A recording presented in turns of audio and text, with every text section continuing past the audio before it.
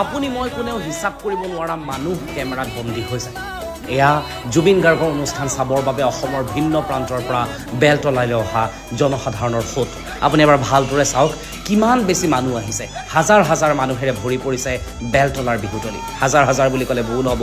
লাখ লাখ মানুহেৰে যেন ভৰি পৰিছে বেলতলা বিহুতলী আৰু বেলতলা বিহুতলীত মঞ্চত জুবিন গাৰ্গে গাইছে ইটোৰ পিছত সিটো গীত জুবিন গাৰ্গৰ কণ্ঠ আৰু সুৰত আছে সেই যাদু য'ত সকলোৱে নাচিবলৈ বাধ্য হ'ব 90 দশকৰ পিছত জন্মগ্ৰহণ কৰা অসমৰ প্ৰতিগৰাকী যুৱক যুৱতীৰ জীৱনৰ প্ৰতিটো অংশৰ লগতে জুবিন গাৰ্গৰ গীত জড়িত হৈ আছে কোনোবা যদি প্ৰেমত পৰিছে তেতিয়াও জুবিন গাৰ্গৰ গীত লাগে কাৰোবাৰ যদি ব্ৰেকআপ হৈছে তেতিয়াও জুবিন গাৰ্গৰ গীত লাগে আনকি কাৰোবাৰ কিবা এটা মন গৈছে তেতিয়াও জুবিন গাৰ্গৰ গীত লাগে চাকৰি পাইছে জুবিন গাৰ্গৰ গীত লাগে বহাগ আহিলে জুবিন বহাগ গ'লেও জুবিন মাঘ বিহু আহিলেও জুবিন কাতি বিহুৰ দিনাও জুবিন মাত্ৰ জুবিন অবিহনে যেন কল্পনা কৰিব নোৱাৰে জুবিনৰ গীত অবিহনে যেন কল্পনা কৰিব নোৱাৰে অসমৰ হাজাৰ হাজাৰ যুৱক যুৱতী যিকোনো অনুষ্ঠান আৰু সেইবাবে হয়তো অসমৰ বহু যুৱক যুৱতীৰ বাবে জুবিন গাৰ্গ মানুহ নহয় এজন ভগৱান